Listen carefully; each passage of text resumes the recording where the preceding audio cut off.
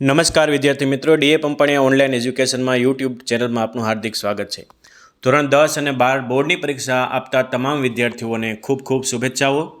મિત્રો, આપ 26 તારીખથી જ્યારે બોર્ડની પરીક્ષા આપવા જઈ રહ્યા છો ત્યારે પરીક્ષા કેન્દ્ર પર પ્રવેશ કરતી વખતે પ્રવેશપત્ર એટલે કે હોલ ટિકિટ એ હાથમાં રાખવી જરૂરી છે। કર્મચારીઓ તમારી પાસે જ્યારે કોઈ સાહિત્ય માગે તો ત્યારે એ બતાવવું જરૂરી છે। પરીક્ષા સ્થળ પર કોઈપણ પ્રકારની બિનજરૂરી સામાન, સ્કૂલ બેગ કે વગેરે કોઈ વસ્તુ લાવવાની નથી। બેઠક વ્યવસ્થા બહાર બોર્ડ ઉપર લગાવેલી હશે। શાળાએ આવો ત્યારે કોઈપણ પ્રકારના ઇલેક્ટ્રોનિક મોબાઈલ કે ગેજેટ લાવવા નથી, સ્માર્ટ વોચ વગેરે। સુપરવાઇઝર દ્વારા કે સ્થાનિક કર્મચારી દ્વારા જે સૂચનાઓ આપે એનું પાલન કરવાનું રહ્યું છે। બહાર બોર્ડ વાંચન સાહિત્ય ભૂલથી જો લાવ્યા હોય તો પશ્ચાતાપ પેટી જે છે એની અંદર મૂકી દેવું।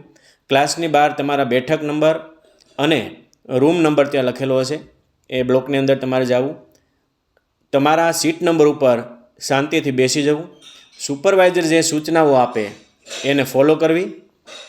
પ્રશ્ન જવાબ વહી જ્યારે તમને આપવામાં આવે ત્યારે સૌપ્રથમ સુપરવાઇઝર દ્વારા એ તમને જાણકારી આપવામાં આવશે। જો તેમાં કોઈ પેજ ફાટેલું હોય, દોરાટ નીકળી ગયેલા હોય તો અવશ્ય સુપરવાઇઝરને જાણ કરવી। તમામ બાબતો છે એ સ્વચ્છ અક્ષરથી એમાં ભરી લેવી। ત્યારબાદ સુપરવાઇઝર જે સૂચના આપે એનું તમામ વિદ્યાર્થીઓએ શાંતિથી એ સાંભળવી। તમારું નામ, અટક, સીટ નંબર, વિષય, ભાષા વગેરે છે એ લખી લેવી। પ્રશ્નપત્ર જ્યારે પેકિંગમાં આવે ત્યારે સુપરવાઇઝર સીસીટીવી કેમેરા સામે એ તમને પ્રશ્નપત્ર 2 બતાવવામાં આવશે અને 2 વિદ્યાર્થીની સાક્ષીની અંદર કે આ પ્રશ્નપત્ર સીલ છે એ બાબતનું એક પ્રમાણપત્ર આપવાનું આવશે વિદ્યાર્થીઓને। ત્યારબાદ પહેલા નંબરના વિદ્યાર્થીની સીટ ઉપરથી જ એ પ્રશ્નપત્ર છે એનું વિતરણ કરવામાં આવશે।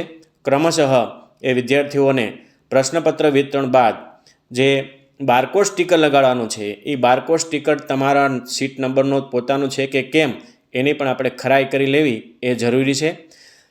ત્યારબાદ દર કલાકે એ જે 1 કલાકે બેલ પાડવામાં આવશે, બીજી કલાક, ત્રીજી અને 10 મિનિટની જ્યારે વાર હોય ત્યારે એક બેલ આપવામાં આવશે। ત્યારે હોલો સ્ટીકર જે ખાખી સ્ટીકર જે લગાડવાનું છે, સપ્લિમેન્ટરી તમે જે લીધી છે એ 1+1 = 2 જે સપ્લિમેન્ટરી આવી હોય તો એ પણ આપણે વ્યવસ્થિતપણે એ લખી લેવું।